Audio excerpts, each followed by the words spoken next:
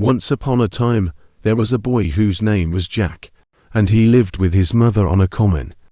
They were very poor, and the old woman got her living by spinning, but Jack was so lazy that he would do nothing but bask in the sun in the hot weather, and sit by the corner of the hearth in the winter time.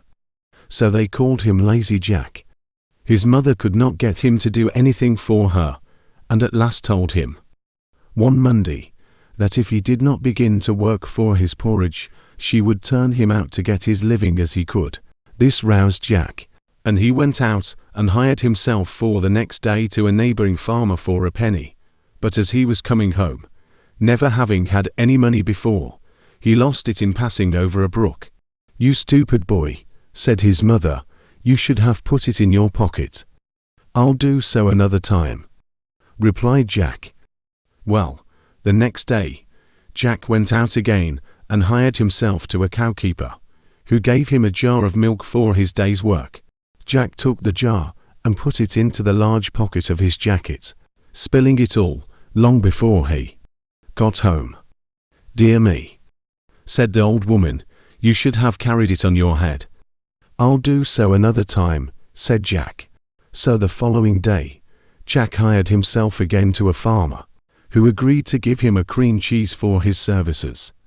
In the evening Jack took the cheese and went home with it on his.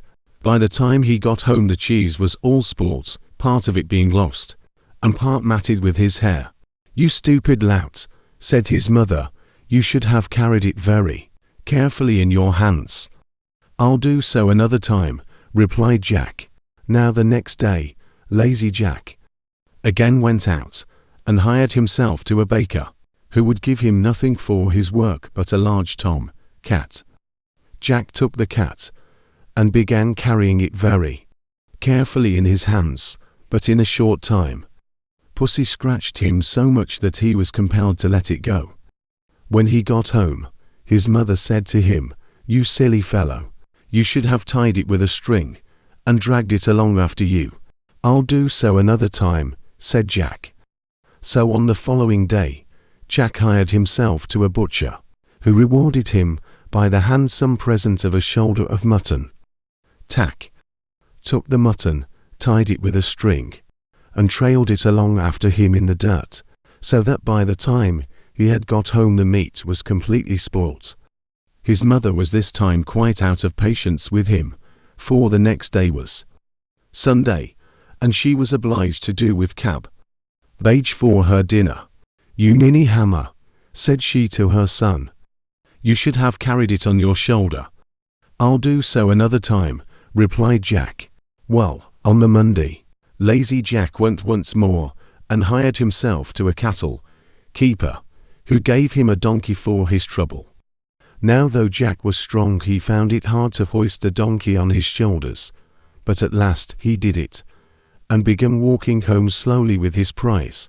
Now it so happened that in the course of his journey he passed a house where a rich man lived with his only daughter, a beautiful girl, who was deaf and dumb, and she had never laughed in her life, and the doctors said she would never speak till somebody made her laugh.